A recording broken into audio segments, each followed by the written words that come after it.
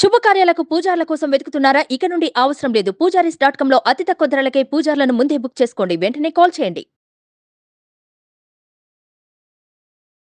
నమస్కారం, నేను మీ జాహ్నవి. మనతో ఉన్నారు ప్రముఖ జ్యోతిష్య వాస్తు పండితులు, జ్యోతిష్య వాస్తు శిక్షణ నిపుణులు, లలిత ఉపాసకులు బ్రహ్మశ్రీ నానాజీ పట్నాయక్ గురువు గారు. సూక్ష్మంలో మోక్షం ఈ ప్రత్యేక కార్యక్రమం ద్వారా మనకున్నటువంటి ప్రతి సందేహాన్ని నివృత్తి చేస్తూ ఉన్నారు. ప్రతి రోజుకి సంబంధించి ఇంపార్టెన్స్ ని కూడా తెలియజేస్తూ ఉన్నారు కదా గురువు గారు. మరి ఈ రోజు కూడా ముక్కోటి ఏకాదశి, దీనికి సంబంధించి పూర్తి వివరాలు గురువుగారి మాటలు అడిగి తెలుసుకుందాం. నమస్కారం గురుగారు. గురుగారు, పౌర్ణమి ధనుర్మాసము, అందులో ఇది మార్గశిర మాసంలో వచ్చేటటువంటి పౌర్ణమి. మరి ఈ పౌర్ణమి విశిష్టత ఏమిటి? ఆ రోజు మనందరం కూడా ఆచరించవలసిన విధి విధానాలు ఏంటి గురుగారు? తప్పకుండా అమ్మా. ఈ ధనుర్మాసంలో వచ్చేటువంటి పౌర్ణమికి రెండు రకాలుగా ఇది ఫలితం ఇస్తుంది. ఏమిటది అంటే, మృగశిర నక్షత్రంలో వస్తుంది ఒకటి. చంద్రుడు మిథున రాశిలో ఉంటాడు మృగశిర నక్షత్రంలో, ధనస్సు రాశిలో రవి ఉంటాడు. ఈ కాంబినేషన్ ఎటువంటి ఫలితాలను ఇస్తుంది ఏమిటి అంటే, సహజంగా మనకి పౌర్ణమి కానీ అమావాస్య కానీ ఎక్కువగా మనం ఆచరించేది అమ్మవారి ఆరాధన ఆచరిస్తూ ఉంటాం. ఇది లలితా సహస్రనామాలు చదవడము, లేకపోతే చండీ పారాయణం చేయడము, లేకపోతే లక్ష్మీదేవి యొక్క ఆరాధన చేయడం, ఇట్లాంటివన్నీ చేస్తూ ఉంటాం. అయితే ఈ పౌర్ణమికి ఉన్న ప్రత్యేకత ఏమిటి అంటే, ఇది వీళ్ళ పూర్వజన్మల్లో చేసినటువంటి కొన్ని మిస్కమ్యూనికేషన్స్ ద్వారా కొన్ని కర్మలు ఉంటాయి చూసారా? అంటే మిస్కమ్యూనికేషన్ వల్ల కూడా కర్మ అంటే, ఇప్పుడు మీరు తప్పుగా అర్థం చేసుకుని ఆ వ్యక్తికి ఏదో శిక్ష వేసారు, లేకపోతే మంచి రిలేషన్స్ని వాళ్ళు చక్కగా ఉన్నా సరే మీరు దాన్ని కొంచెం వాళ్ళు ఏం చేస్తారులే అనేటువంటి ఒక భావంతో ఇవాళ రేపు మనం చూడండి, వాళ్ళు బాగున్నా వీళ్ళు బాగోరు, చేతకాంతనంగా చూస్తారు బాగున్నా కూడా.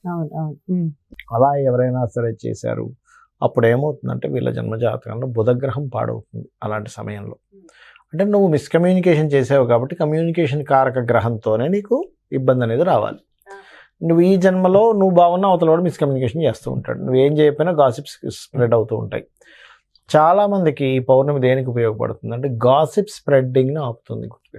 ఆపుతుంది అంటే అట్లాగా కొన్ని సందర్భాల్లో మనం చూస్తూ ఉంటాం. ఆఫీస్లో మనం అసలు ఆ పని ఏం చేయము, కానీ అందరూ మాట్లాడుకుంటూ ఉంటారు దాని గురించి.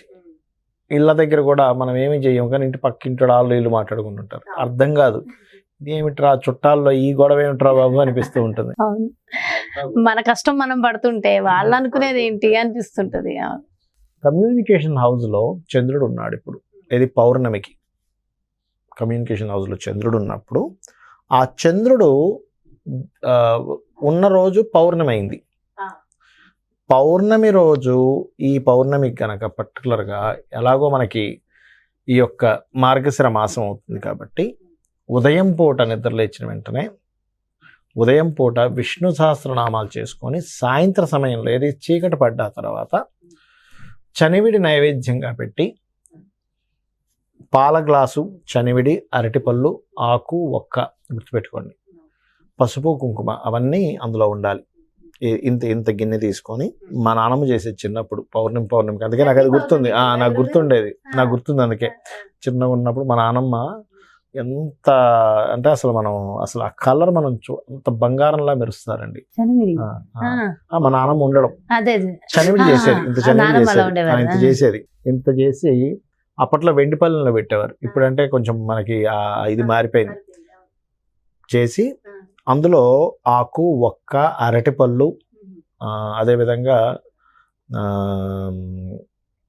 ఆకు, ఒక్క, తమలపాకులు ఇవన్నీ పెట్టి, తాంబూలంలాగా అన్నీ పెట్టి చంద్రుడిని చూస్తూ, అప్పుడన్నీ మనకి ఇప్పుడంటే అపార్ట్మెంట్స్ ఎక్కువ పెరిగిపోయాయి, కానీ అప్పుడన్నీ ఇండివిజువల్ హౌసెస్ ఎక్కువ కదా, డాబా మీదకి తీసుకెళ్ళి పెట్టేవారు. పెట్టి లలితా సహస్రనామాలు కానీ, లేకపోతే అమ్మవారికి సంబంధించినటువంటి స్తోత్రాలు ఏవైనా సరే, లక్ష్మీ స్తోత్రాలు కానీ చదివేవారు. చదివితే ఏమయ్యేదంటే, ఈ కిరణాలు, చంద్రకిరణాలు దాని మీద పడి, ఆ స్తోత్రం చదువుతున్నంతసేపు ఆ చంద్రకిరణాలు దాని మీద పడడం వల్ల ఆ చనివిని అందరికి ఇంట్లో పంచేవారు. దానివల్ల ఏం జరిగేదంటే, ఇప్పుడు మనం చూడండి, ఇవాళ రేపు మనం ఆటిజం అంటున్నాం చూసారా, బుద్ధి సరిగా లేకపోవడం. వాళ్ళకి మనుషులు ఎదుగుతారు, ఒక 10 సంవత్సరాల లేకపోతే 8 సంవత్సరాల పిల్లల్లా ఉంటాడు, కానీ 3-4 years అంత బుద్ధే ఉంటుంది.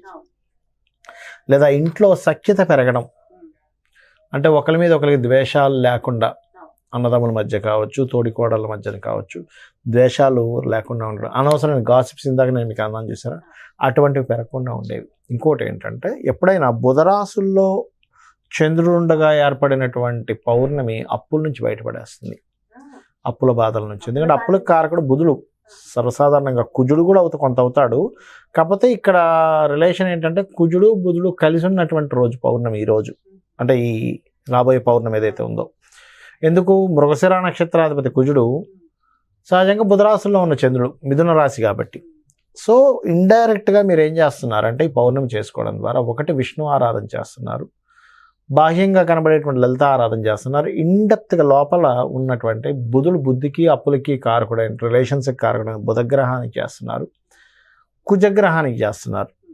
పౌర్ణమి రోజు ఇప్పుడు మార్గశిర మాసంలో వచ్చేటువంటి పౌర్ణమి వల్ల ఇంకొక బెనిఫిట్ ఏమిటి అంటే ఇక్కడ వివాహం అవ్వట్లేదని ఇబ్బంది పడుతుంటారు సార్. వివాహం అవుద్ది వీళ్ళకి, వివాహ యోగం ఒకటి ఇస్తుంది పౌర్ణమి.